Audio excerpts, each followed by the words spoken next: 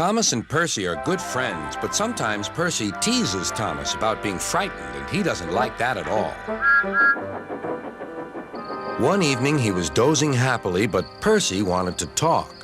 "Wake up, Thomas. Are you dreaming about the time you thought I was a ghost?" "Certainly not.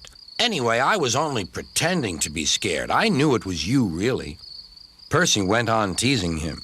"I hope the guard leaves the light on for you tonight." "Why?" asked Thomas. "I quite like the dark." "Oh, really?" exclaimed Percy. "I am surprised. I always thought you were afraid of the dark. I wonder why." Thomas decided to say nothing and went to sleep instead. Next day, Sir Topham Hatt came to see him. "I would like you to go to the harbor tonight. You have to collect something rather unusual." "What sort of something?" asked Thomas. "Wait and see," replied Sir Topham Hatt. Meanwhile, Percy was moving freight cars into a siding. Henry arrived with his goods train. The signalman changed the switches, and Percy waited on the siding until Henry had steamed by. Then there was trouble. "The switches are jammed," called the signalman. "I can't switch them back for Percy. The workmen will have to mend them in the morning. It's too late now." Said Percy's driver. "I'm sorry, Percy, but you'll have to stay here for the night." "Where are you going?" asked Percy. "Home for tea," replied the fireman. Percy was speechless.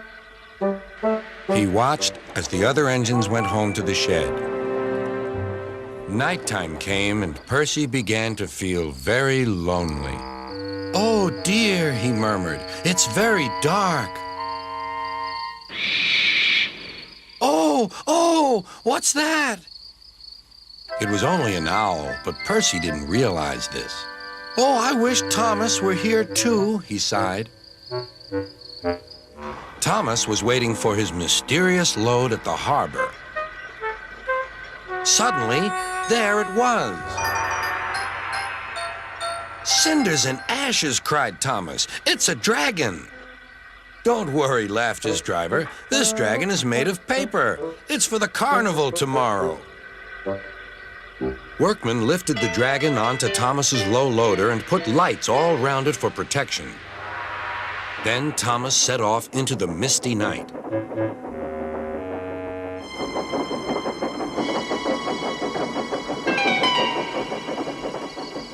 Percy was asleep on his siding and had no idea that Thomas was approaching him.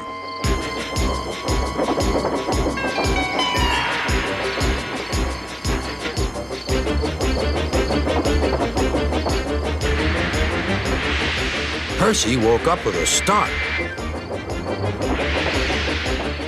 "Help!" cried Percy. "I'm not going to open my eyes until my driver comes." Next morning, the switches were mended and Percy puffed back to the junction. Gordon was just about to leave with the express. "You'll never guess what I saw last night." Gordon was in no mood for puzzles. "I'm a busy engine. I don't have time for your games." "I've seen a huge dragon. It was covered in lights."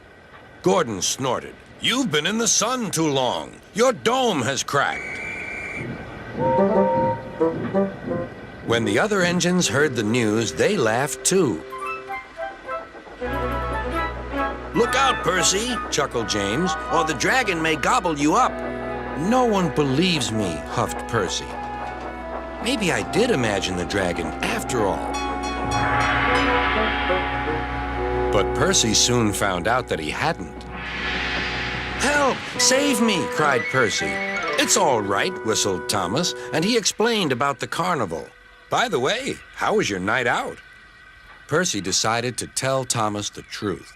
"Well, Percy," said Thomas, "maybe we do get scared sometimes, but if we're not afraid to tell each other, then that means we're quite brave, too.